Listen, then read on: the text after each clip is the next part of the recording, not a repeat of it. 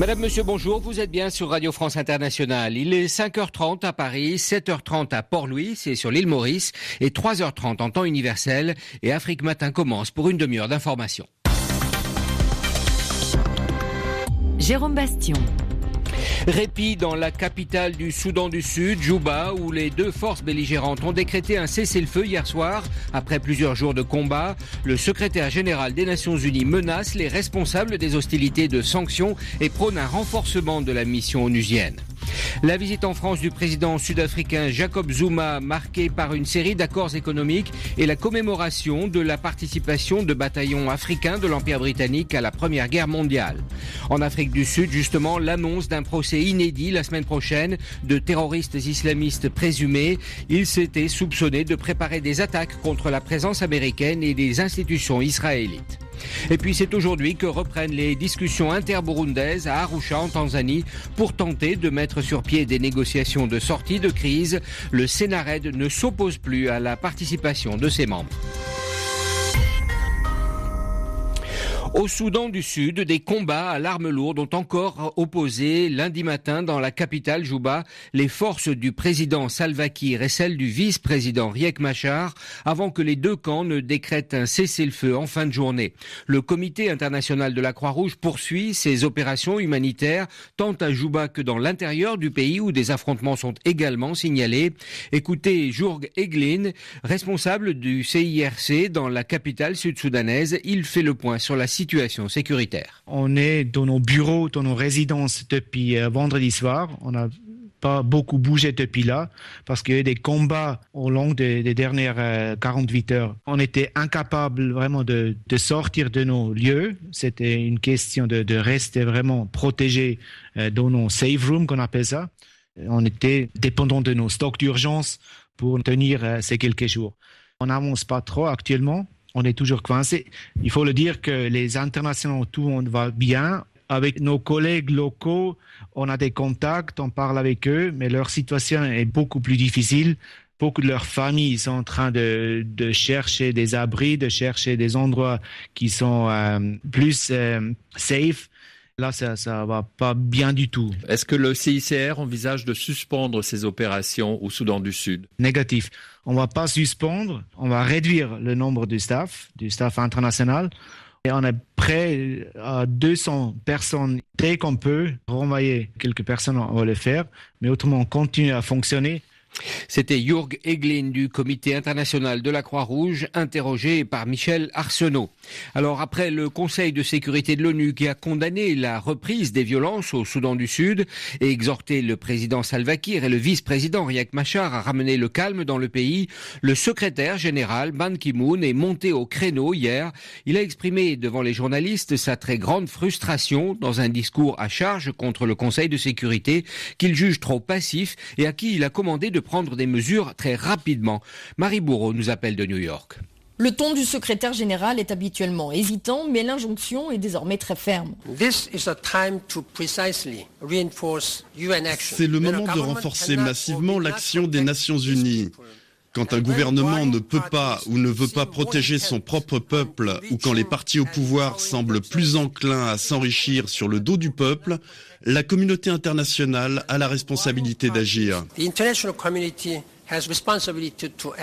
Et en premier lieu, c'est le Conseil de sécurité des Nations Unies que le secrétaire général exhorte de prendre enfin 3 décisions. Voter un embargo sur les armes, des sanctions ciblées contre les responsables de violences contre les civils sud-soudanais et les personnels de l'ONU. Et enfin, convaincre les États membres d'envoyer des hélicoptères de combat pour permettre à la MINUS de remplir son mandat. Mais les divergences au sein du Conseil sont encore très vives entre les soutiens du président sud-soudanais Salva Kiir avec la Chine et la Russie d'un côté et les autres membres du Conseil de sécurité. Les experts jugent surtout que l'ONU se trouve face à un problème qui ne pourra pas être réglé par un simple renforcement de la MINUS. Marie Bourreau, New York, RFI. Et pour l'instant, la situation semble calme à Djouba après que l'ex-chef rebelle et vice-président Riek Machar a ordonné à ses troupes de cesser les combats à partir de 17h GMT, hier donc, et que le président Salva Kiir avait lui aussi ordonné la cessation des hostilités à partir de 15h GMT. Le président sud-africain Jacob Zuma est en France pour assister au centenaire de la bataille de la Somme. C'est l'une des batailles les plus sanglantes de la Première Guerre mondiale qui opposa Britanniques et Français aux Allemands. Ce matin, Jacob Zuma sera à Longueval où a eu lieu la bataille du bois de Delville, une bataille à laquelle ont participé des soldats sud-africains qui combattaient parmi les troupes de l'Empire britannique. À Johannesburg, le rappel d'Alexandra Branjon. 14 juillet 1916, la première brigade d'infanterie sud-africaine est chargée d'attaquer les forces allemandes au bois Delville. Pendant 5 jours et 5 nuits, les 3150 hommes de cette brigade vont résister sous une pluie d'obus de l'armée allemande. Ils tiendront le bois, mais les pertes sont énormes. Aujourd'hui, Pretoria y a installé son mémorial en hommage aux milliers de Sud-Africains qui se sont battus en France, un lieu d'autant plus important que c'est là qu'a été inhumé il y a 2 ans le premier soldat sud-africain noir tombé dans l'Hexagone. Beleza Miengoai reposait auparavant dans un petit cimetière civil du Havre, car à l'époque, la ségrégation existait déjà. Bill Nason, professeur d'histoire à l'université de Stellenbosch.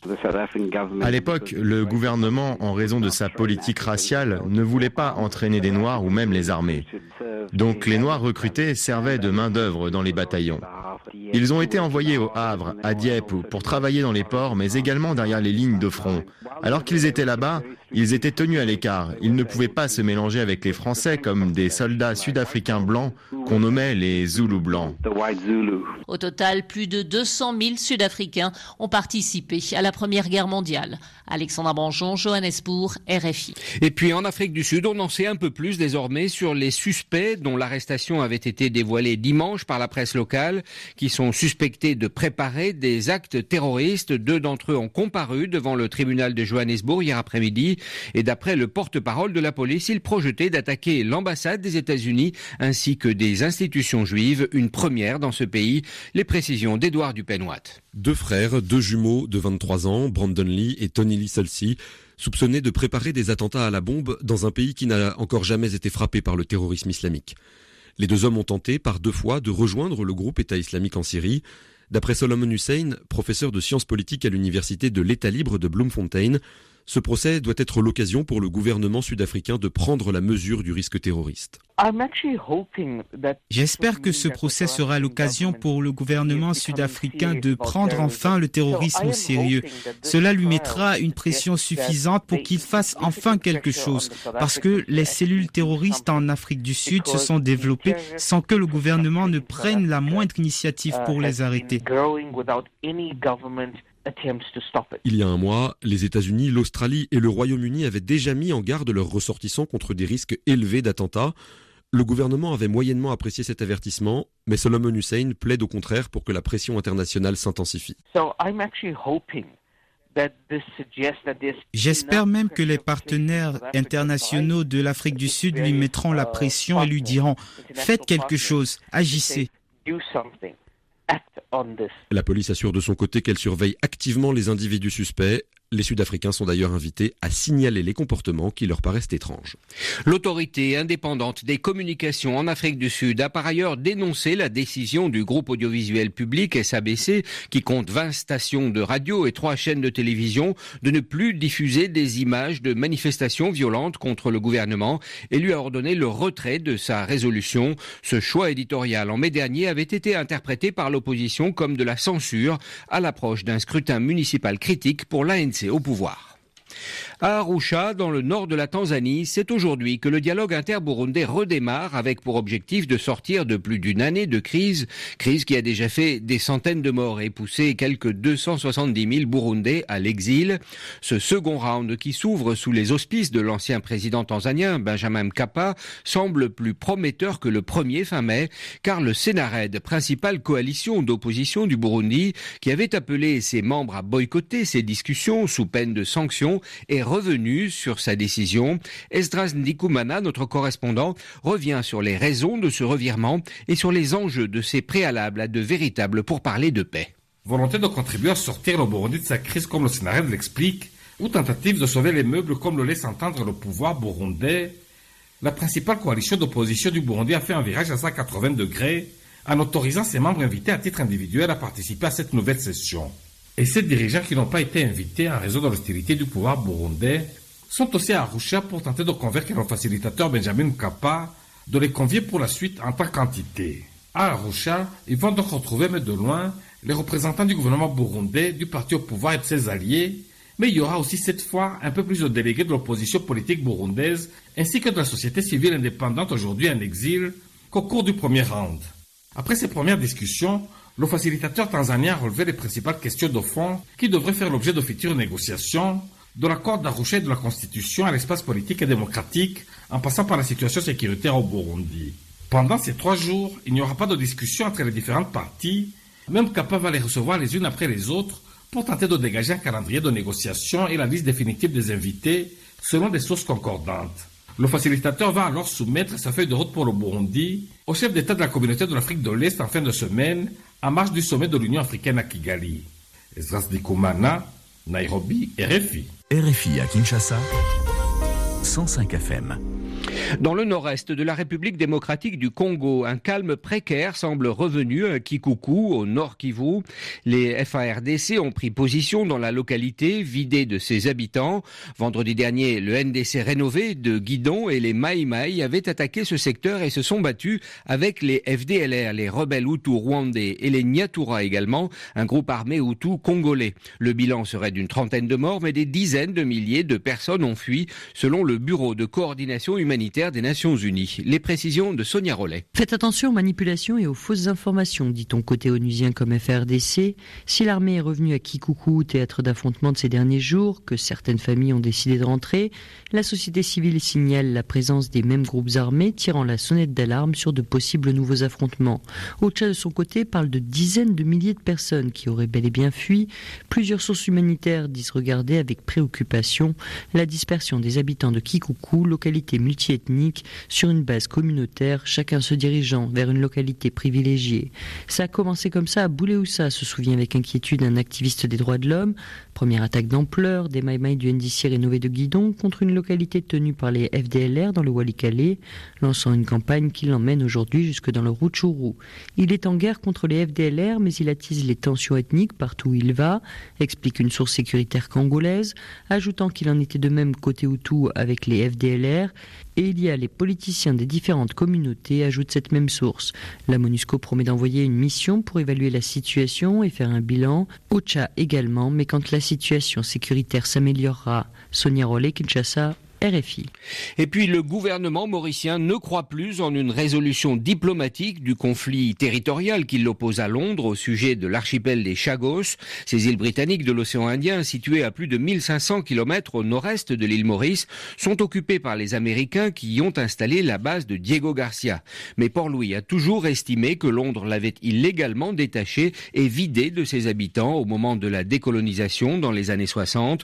Depuis quelques semaines, ce dossier agite la vie politique dans l'île. L'opposition appelle le gouvernement à monter une opération maritime pour alerter l'opinion internationale, alors que le gouvernement, pour sa part, veut saisir la Cour internationale de justice contre les Britanniques. À Port-Louis, correspondance d'Abdullah Irali. Depuis que ce contentieux territorial existe, jamais Port-Louis n'a démontré une telle fermeté envers Londres. Après avoir lancé un ultimatum et qualifié de menace inacceptable la réaction anglo-américaine, le Premier ministre mauricien a repoussé la nouvelle communication de Londres la semaine dernière. Selon Sir Aniro Jugnut, David Cameron a demandé à Maurice d'attendre la formation d'un nouveau gouvernement britannique pour rouvrir les négociations, ce que rejette le chef du gouvernement mauricien.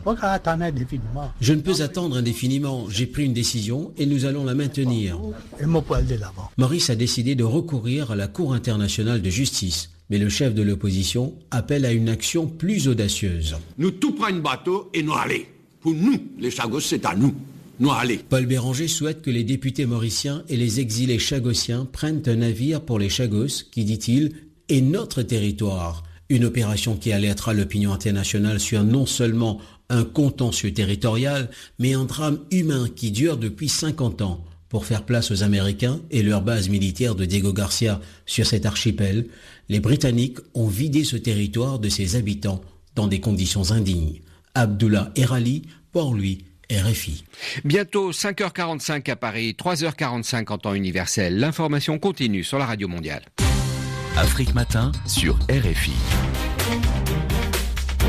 Jérôme Bastion. Tout de suite, Afrique Matin va vous emmener au Burkina Faso à la rencontre des réfugiés maliens qui tentent de maintenir une activité économique dans les camps où ils restent. Et puis nous prendrons la direction du Cameroun où vivent les réfugiés centrafricains qui attendent de profiter des aides du gouvernement pour espérer rentrer au pays. Mais tout d'abord, c'est l'heure des sports. RFI.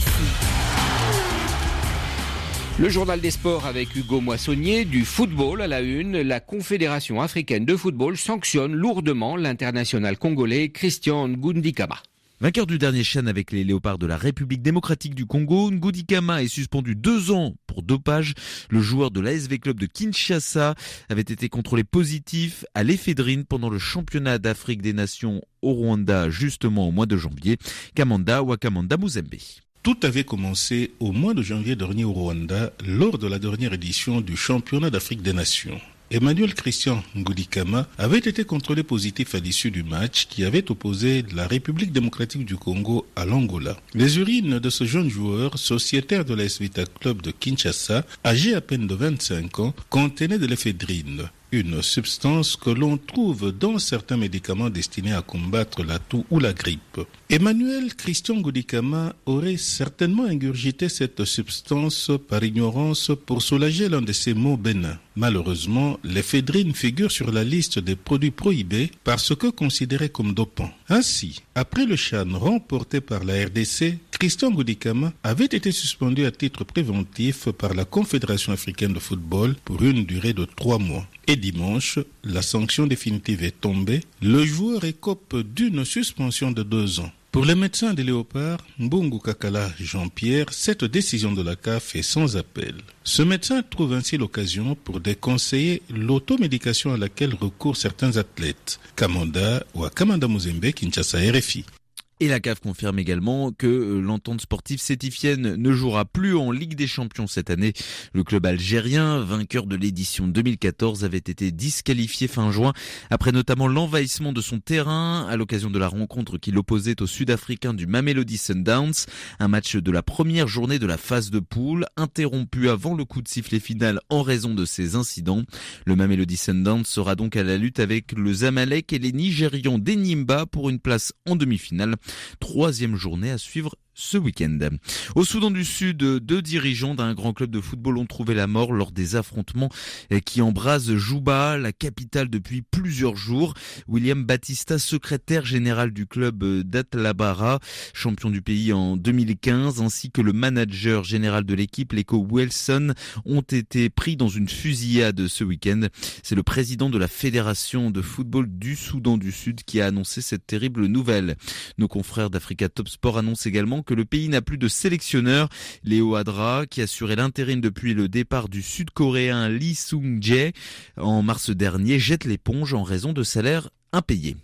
Dans l'actualité également, le cyclisme. Après un jour de repos, les coureurs du Tour de France reprennent la route ce mardi à suivre la 10e étape, 197 km de Escaldes-Engordany en Andorre à Revel dans l'Hexagone.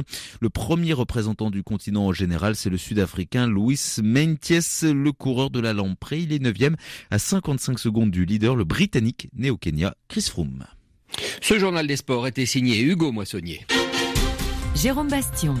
Le résumé de l'actualité internationale de ce mardi 12 juillet. Près de 3 semaines après le Brexit, David Cameron doit présider aujourd'hui son dernier Conseil des ministres avant de céder la place demain à Theresa May à la tête du gouvernement britannique.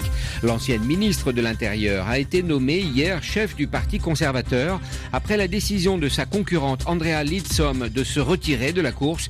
Theresa May, 2e femme à diriger le pays après Margaret Thatcher, a déjà promis de négocier le meilleur accord possible de sortie de l'Union européenne.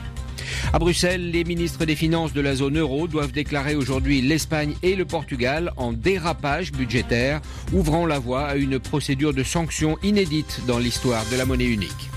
Barack Obama est à Dallas aujourd'hui avec son épouse, de même que l'ex-président George Bush, fils, pour rendre hommage aux 5 policiers tués par un ancien soldat noir qui avait dit vouloir venger la communauté noire des violences policières dont elle est victime. Le président américain doit également rencontrer en privé les familles des policiers décédés. RFI. Dans le camp des réfugiés de Goudoubo, au nord du Burkina Faso, le Haut Commissariat des Nations Unies pour les réfugiés a mis en place plusieurs activités économiques afin d'aider les réfugiés à améliorer leurs compétences et leur savoir-faire et leur permettre une meilleure réinsertion socio-professionnelle une fois de retour dans leur pays. Reportage Yaya Boudani. C'est dans le tout nouveau centre artisanal du camp de Goudoubo que Ousmane Ag Afal et ses amis exercent leur métier de bijoutier. Je fais des bagues à bracelet et tout ça là. Je fais les boîtes à bijoux, boucles d'oreilles. Je fais les potes, je fais les cuivres, je fais les jambes là. À quelques pas de là, les femmes tannent des peaux de mouton dans le deuxième atelier du centre. Tanneuse traditionnelle, Nazaratou Ratal Hassan et ses collègues ont bénéficié d'une formation financée par le Haut Commissariat des Nations Unies pour les réfugiés. Nous étions des tanneuses traditionnelles et le HCR a renforcé nos compétences pour que nous soyons utiles. Auparavant, nous travaillions pour notre propre compte, mais là, nous venons de commencer une nouvelle expérience. Au camp des réfugiés de Goudoubo, il y a ceux qui ont choisi le commerce. Réunis en association, Oumar Choukouda et 4 autres réfugiés se sont lancés dans la distribution d'aliments pour bétail. Notre client, c'est notre frère qui est au camp, c'est eux qui payent. C'est eux-mêmes qui payent, ils donnent ça à leurs animaux. C'est notre stock qui est là. On a commencé au Niger. Bon, ça n'a pas encore fini. Ce qui est ici, bon, ça commence à partir. Dans le petit marché de fortune, Aïdara Hamzatou propose à ses clients du jus de fruits et du yaourt venu de la ville de Dori, à 17 km du camp. Nous rencontrons des difficultés pour le transport de nos marchandises, surtout la glace. Les transporteurs nous posent parfois des lapins. On ne peut pas transporter le yaourt sans la glace. On a perdu de grandes quantités de yaourt par manque de glace. Quand on arrive à temps avec les produits, nous faisons de bonnes affaires. Selon Paul Absalon du Haut Commissariat des Nations Unies pour les réfugiés, l'objectif de la mise en place de ces activités est d'améliorer les compétences des réfugiés pour une meilleure réinsertion socio-professionnelle. Il est important de créer dans les camps de réfugiés les conditions qui leur permettent d'exploiter leur savoir-faire. Ils ont tous des compétences, ils ont quitté le Mali avec leurs propres bagages qui sont leur savoir-faire. Donc il est important de pouvoir leur donner toutes les clés en main pour qu'ils puissent le valoriser. Yaya Boudani, de retour de Goudoubo, RFI. 3h52 à Ouagadougou, commentant universel. Saham Assurance accompagne l'Afrique qui avance et vous présente Afrique Économie. Saham Assurance, avancez librement. 2 ans après la fin de la guerre civile en Centrafrique, des milliers de réfugiés ne peuvent toujours pas rentrer chez eux. Près de 200 000 Centrafricains ont notamment trouvé refuge au Cameroun, à la frontière ouest du pays, dans la ville de Garouaï-Boulaï. Aujourd'hui, petit à petit, certains tentent de regagner leur province, la Nana Bambéré, mais après avoir tout perdu sans un sou vaillant en poche, ils peinent à reprendre une activité économique et à survivre dans la ville de Bouar. Écoutez le reportage de Gaël Lalex. Dans le centre de Bouar, le marché Aoussa a repris. À même le sol, Silver vend des tongs et quelques t-shirts. Il est revenu depuis 2 mois et demi. C'est au Cameroun qu'il achète sa marchandise mais a du mal à l'écouler. L'achat ici, c'est vraiment trop catastrophe. L'argent ne circule pas vraiment. Les gens sont dans une situation vraiment très dramatique. Les gens ne sont pas dans les activités comme avant. Les gens ont fui. Les mamans n'avaient pas eu vraiment la chance d'aller au champ pour avoir les légumes. Si les populations n'ont pas d'argent, ça cause aussi des problèmes sur nous. Donc il doit y avoir quand même la paix pour que l'argent puisse circuler dans le pays. Il n'y a pas encore la paix. On dit qu'il y a la paix, mais d'après ce qu'on est en train d'attendre vers le Bambari, il y a encore les trucs qui sont en train de se passer là-bas. En fuyant, les réfugiés ont tout perdu. Ils doivent maintenant se relancer, mais sans un petit pécule de départ, c'est compliqué. Joséphine Zimi est maraîchère. Elle est aujourd'hui endettée jusqu'au cou. Je vends des légumes. Je gagne seulement 3500 avec les 2500. Si la pluie vient, je gagne seulement 1500. Donc vous gagnez à peu près 6 000, 8 000 francs CFA par jour? Pas encore. J'aime pas l'argent, je fais la dette pour vendre les légumes là. C'est auprès de qui que vous êtes endetté? Avec les jardiniers. Je sème les carottes avec les choux pour vendre, pour lui donner l'argent. Je souffre beaucoup et je vis mal pas de nourriture. C'est ça que je te dis la vérité. À une centaine de kilomètres à l'ouest, la ville de Garoua-Boulaye au Cameroun. Mohamed Massim y a fui il y a 2 ans. Il vit dans le camp de réfugiés de l'Arabie Saoudite et caresse le rêve de rentrer bientôt. Je vais recommencer mon travail. Peut-être si j'aurai même petit argent, je vais commencer à faire. Et comment vous allez le gagner cet argent? Nous sommes en train de se battre, aller au champ, revenir, de faire des petits commerces, c'est ça. Ici au Cameroun, je travaille avec la moto. Je suis un taximan. Je gagne au moins 800 francs par jour. Je mets par jour au moins 400 francs à côté. Aujourd'hui, vous avez combien d'économies? J'ai au moins 68 000. Si j'ai 500 000, je sais que je vais faire quelque chose en Centrafrique. Je vais débrouiller avec. En mai 2015, le gouvernement centrafricain a mis en place des trousses d'aide pour faciliter le retour des déplacés internes. Elles contenaient du riz, de l'huile et l'équivalent de $150. Les réfugiés à l'étranger, eux, n'y ont pas eu accès. Gaël Alex de retour de Boire, RFI.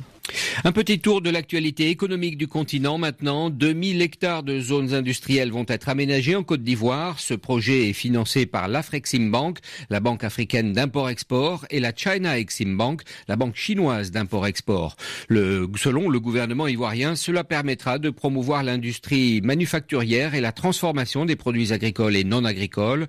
Lors du forum sur la coopération sino-africaine de décembre dernier, la Chine avait promis d'investir 55 milliards d'euros sur 3 ans sur le continent, dont une partie pour soutenir les partenariats industriels. Les revenus générés par le sucre sur l'île Maurice devraient progresser de 25% cette année. Ils passeraient ainsi de 8 à 10 milliards de roupies, soit de 200 à 256 millions d'euros. Cette progression résulte de la combinaison d'une bonne récolte et des prix élevés de cette denrée. Des prix qui, selon le syndicat de l'industrie sucrière de Maurice, devraient encore augmenter. Le sucre génère 1,8% du produit intérieur brut de l'île. 7 milliards de voisins. Sandrine Mercier attend vos témoignages sur les thèmes de cette semaine. Aujourd'hui, comment mieux communiquer au travail, en famille, entre amis et dans le couple. Demain, accueillir des jumeaux, comment s'organiser avec 2 bébés qui arrivent dans la famille. Appelez-nous au 33 1 84 22 71 71. 7 milliards de voisins, Sandrine Mercier. Du lundi au vendredi à partir de 10h10 TU. RFI. Et voici le moment de faire un petit tour par le Gondwana. Le gouvernement de la très démocratique République prodigue des conseils aux voyageurs gondwanais. Oui, soucieux de la sécurité et du bien-être de ses ressortissants à l'étranger, résidents ou en voyage, et surtout fatigués de se voir régulièrement consignés par les autres pays dans des listes noires ou rouges de destinations à éviter, le gouvernement de la République très démocratique du Gondwana a décidé de répliquer sur le même terrain en établissant lui aussi une liste de pays à éviter, ou du moins des pays où il faut regarder à gauche, à droite et surtout derrière soi quand on est un Gondwanais. Comme vous pouvez vous en douter, ces listes évoluent jour après jour selon les mises à jour du service conseil aux voyageurs du ministère des gens qui partent à l'étranger et bien évidemment selon les soubresauts d'une actualité qui s'échine à s'essuyer les pieds sur les Gondwanais. Et c'est donc sans surprise que nous commençons aujourd'hui par un pays que les autorités gondwanaises viennent de placer en tête de leur liste rouge, un pays à éviter de toute urgence pour les ressortissants gondwanais, les États-Unis d'Amérique. Comme le dit le site internet du gouvernement gondwanais, il est recommandé de renoncer à tout projet de voyage dans cette partie du monde. Mais si par malheur vous êtes dans l'obligation de vous rendre dans le pays de cousin Barack, voici quelques conseils de survie à observer en territoire états-unien. Par exemple, lorsque vous vous retrouvez face à la police, sachez que vous n'êtes pas à Gondwana City, notre belle capitale. Les policiers ne vont pas vous faire ramper dans les caniveaux, vous faire faire 1000 pompes à 2h du matin sur le trottoir. Ils ne vont pas vous faire enlever vos chaussures, vous chicoter la plante des pieds et vous dire de rentrer à pied chez vous. Non, ils vont d'abord tirer, puis discuter après. C'est ça, la police états-unienne. Ce n'est pas parce que tes films préférés attiré, c'est justement que les films policiers américains avec Clint Eastwood, Mel Gibson, Danny Glover, Tom Cruise, Denzel Washington, Bruce Willis et j'en passe, et des costauds musclés sans pitié. Non, ce n'est pas parce que tu en as vu des centaines de ces films que tu as même l'impression de connaître par cœur les rues de Los Angeles, New York ou Chicago. Ce n'est pas pour ça que tu vas croire que les policiers américains, c'est tes copains.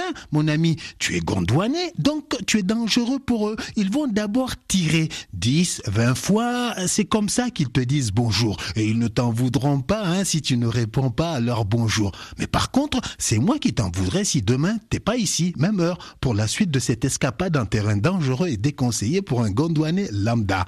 Merci Maman et bonne journée. Maman a retrouvé avec ses chroniques du Gondwana sur le site www.rfi.fr, une adresse que vous connaissez bien. Et dans quelques secondes, c'est l'heure du journal sur la Radio Mondiale.